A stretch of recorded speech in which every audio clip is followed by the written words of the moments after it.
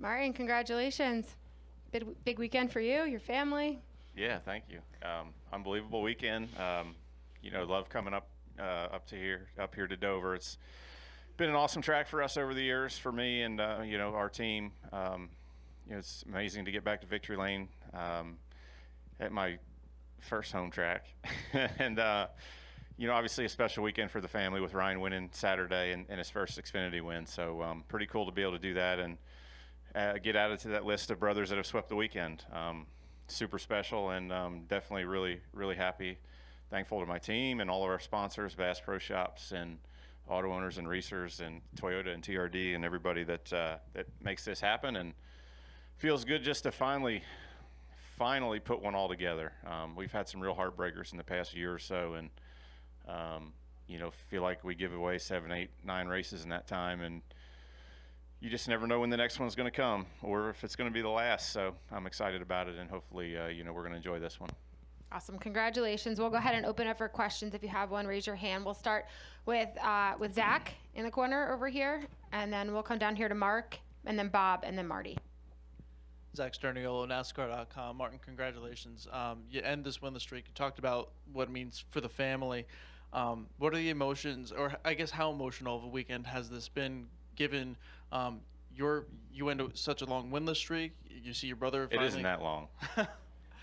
That's come on, 54 races. I've went way longer than that before. You were winning quite a bit before that. Such a long winless streak. Jesus. I've only won 32 of these things now, You guys. It's really, really hard to win these races, okay? Well, that's what I mean. And so to break through that barrier for yourself and then see Ryan do it on the same weekend, how emotional of a weekend is it? Yeah, no, it's super awesome, honestly. It's very special, and, I'm happy my dad was here for that. So just, really cool. Ryan's been through a lot, and he's really worked hard, and he's gotten beat down and knocked down a lot, and been through some tough times that he's had to, kind of persevere through. So I was just really happy for him. But like I said, yeah, it's there. It's not a long list of brothers that have swept a weekend in NASCAR racing history, and to be on that list with some of the guys that have done is really, really cool for both of us and our whole family. We'll go down here to Mark, and then in the back to Bob. Mark Garrow, PRN. Martin, what's the most important aspect of winning this race? You've got the win with your brother. You got your 4th win at Dover. You end a not-so-long drought. You make the playoff. Of those, what's the most important and why? It's really hard to say. I think they're all important. It's hard to pick one. These races are big. They're hard to win, like I said, and all that stuff is huge. For our team, for our partners, for our family name, for what it means, and being part of the sport. To get another Truex in Victory Lane in a top tier series is amazing. So they're all special. They're all important. They all mean a ton. And I don't think you can just pick one. It's all very important. But last year after missing the playoffs, that one's pretty big. Miss it by 3 points. We were 4th in points at that point in time, and we missed it. It was a real gut punch, and especially after how many times we felt like we were capable of winning races or should have won races, and just had a lot of tough luck. So, just proud to be able to do it, and it's always good to win. What does it mean to win this early in the season and get that part, given what happened last year, off your back? Yeah, we started with the Clash win. It was really big for us. I know that it's not a points event and everything else, but just for us, with last year really struggling on short tracks, and I feel like we put a huge effort together this offseason to be prepared for this year, to talk to really put it in effort and talk about the things that we needed to do better from last year. And I think our whole team was really motivated to get better and to do whatever we needed to do, and really communicated a lot about the things that we needed to work on. So really the Clash was a big deal to get, and it gave us a lot of confidence. And even though our season, up till the past couple of weeks have been really strong, but up until then it was a little up and down, we still had a lot of confidence and felt like we were going the right direction. And I said, I think it was this week that I feel really good about where we're at, and I feel like we're ready to break loose and get on a run. And here we are. So I'm glad I was right about it. And you know, we got some great tracks coming up for us, and a lot of confidence now, and locked in the playoffs, and we can get aggressive and have some fun. All right, we'll go to Bob, then Marty, and then there's Steven and Davey. Bob Pockris, Fox Sports. I have two. The first, does this make coming back for this year worth it, or do you not equate that with wins? No, I mean, I think in general it's been worth it the whole time. You know, I feel good about, like I said, I feel good about our team, where we're at and what's going on. So, you know, I'm still having fun. So that was definitely the reason. A winning doesn't hurt, that's for sure. You know, it feels great. It's always good to win, and you know, this is the best feeling you can have in racing. So, it's hard to say. You know, we won now, so I can't say if we didn't win all year, then how I would have felt about it. You know, but glad I'm back, and I was glad before this weekend. Even it's been going good. I've been enjoying my team and working together with those guys. They've been doing an awesome job, and you know, it's been fun. And I know you joked that it wasn't all that long a streak, but were there any thoughts of like, man, I might not win again? Yeah, I mean, there always is. You never know, you know, when your last win's going to be or what's going to happen. You know, certainly in those 54 races, there's certainly a bunch of them that we probably should have won or had the best car.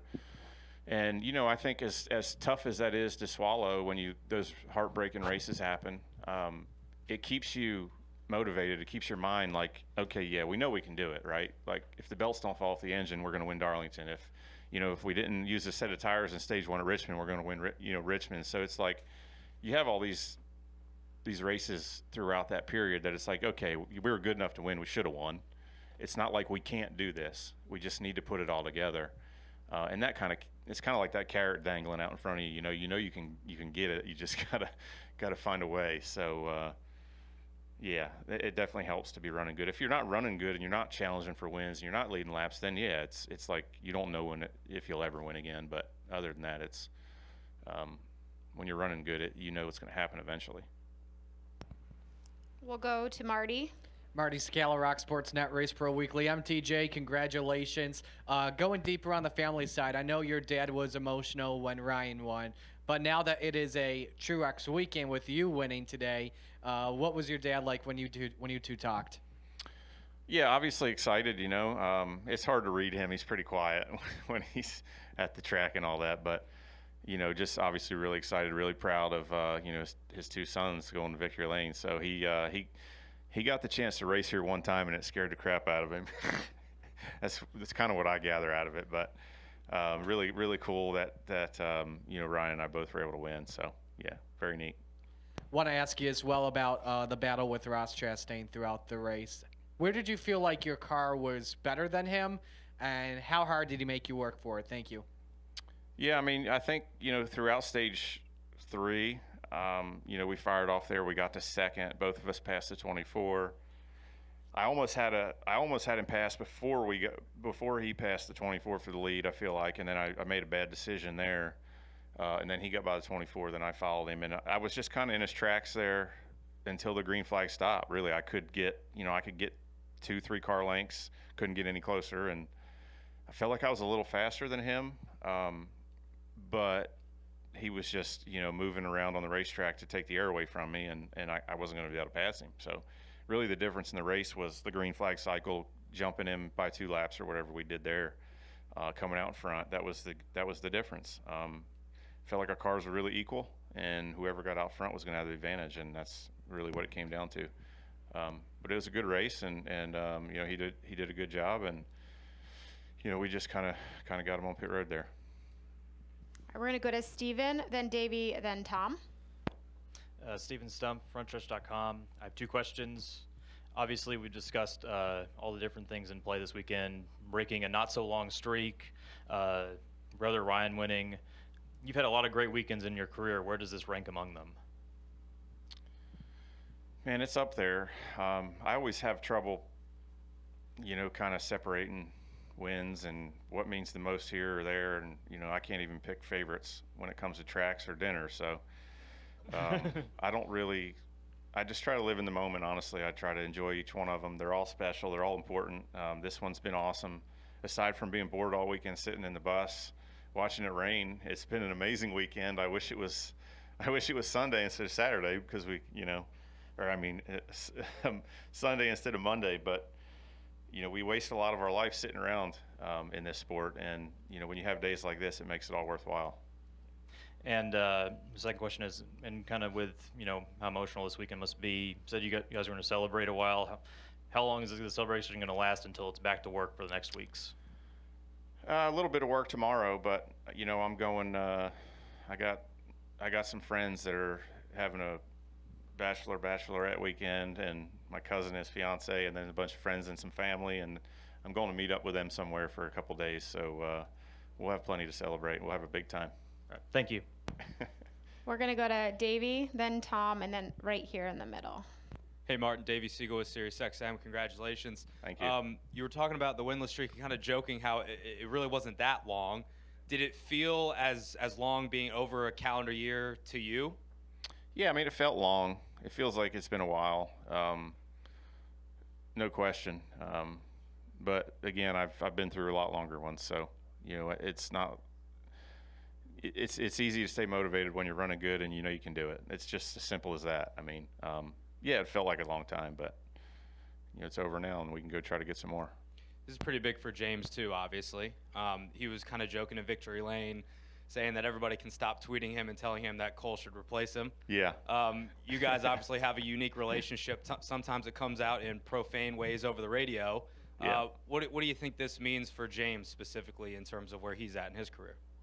I think it's good. It's always good when you make decisions like he did for it to work out, so you're confident. Confidence goes up, and next time you're not second guessing yourself. And he's had some rough breaks. I got to tell you, he's had some tough breaks in the past year on the way things have played out, and it's a tough job sitting up there and make those calls. And it's a lot of times it's a 50-50 deal to like today, 2 or 4. If you're the leader and you do 4, then somebody's probably going to take 2. What if you don't win? You look like an idiot, And Richmond was a tough one too. We, to pit in the first stage and take a set of tires, and it comes back to haunt you with 20 laps to go, the complete end of the race. That's a tough one too. So he's had some tough breaks and some tough luck, but it's always good when you make a decision like that and it plays out just for confidence. We'll go to Tom and then come right down here. Tom Bowles, Front Stretch and CBS. Martin, congratulations. I just wanted to thank. You're welcome. Just following up on Ross a little bit. You said Ross did a good job down the stretch. I know you guys got into it a little bit here last year. When you have a driver that's that aggressive, does that enter into your mind at all, or did you just treat Ross as just another competitor today when you guys are fighting hard for the lead there down the stretch? Yeah, I mean, you just know who you're racing, and you know what they're probably going to do in certain situations. So, it definitely helped to know that. But yeah, I mean, at the end of the day, we were just racing. There was nothing really going on. It's so hard to get close to each other with these things. We really never even raced side by side. So it was more just nose to tail, kind of cat and mouse game. We'll come right down here and then go back to Zach in the corner. Hey, Martin. Tim Nolan from Dover Sports Network. First, congratulations on the win. And I know you said that everyone's special, but to do it just over 2.5 hours from where you grew up in Jersey and to be your 4th now here in Dover, how cool is that for you? It's amazing.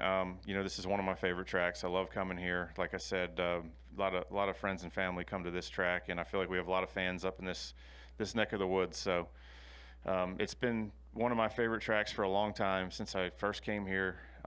Back in like 2002 or 2001, I guess it was. So just, excited for sure. And I think this is the first track to clear 3 wins. I think 4 is the most I've had at any one track.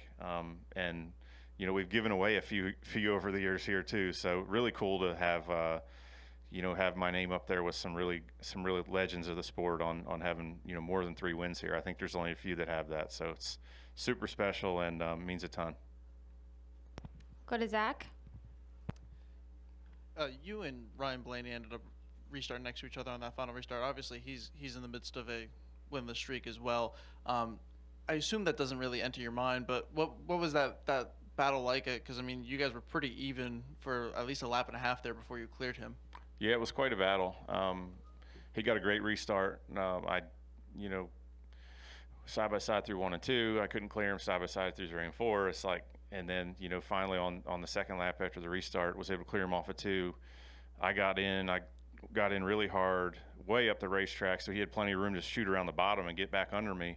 But then off of 2, he got tight and had to bail out of the gas, and we about touched. Like, it got really, really close to making contact. He had to bail out of the gas, and that was the end of the story. But you know, I have always really enjoyed racing with Ryan. We raced really hard together, really clean, never had any issues, and you know, he's a great driver. So hate that I had to be the one to, you know, to steal it from him, but or keep his winless streak going. You know, but I'm just, you know, happy we came out on the right end of it today. We'll go in the back to Dan. Dan Gelston, Associated Press. Martin, how you doing? Good. What stands out to you from your dad's racing career? What do you remember most? What was kind of like the memorable moment to you, I guess, the formative moment to you growing up from watching him race? I mean, for me, you know, the biggest moment for him was winning at New Hampshire in '94. It was on national television, TNN back in the day.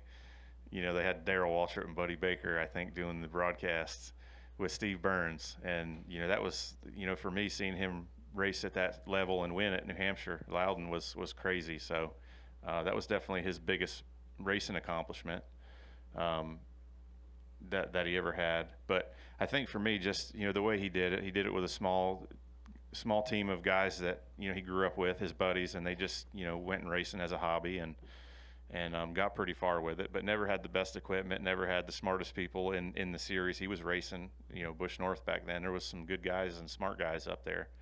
And I think he did good for what he had. And, you know, but to see him win that race on TV like that was really cool for me as a kid. I was, you know, 14 years old and had just started racing myself a few years before that. So that was a big deal. And, you know, I always knew that, you know, someday I wanted to be able to do that too. And that was really something that pushed me to be a racer. You worked with him on the clamming boat when you were a kid, though, too, right? Oh, yeah. Yeah.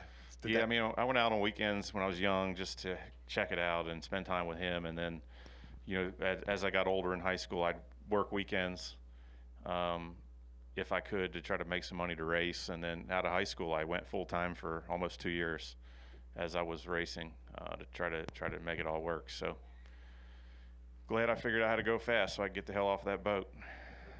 Thank you. Are there any final questions for Martin?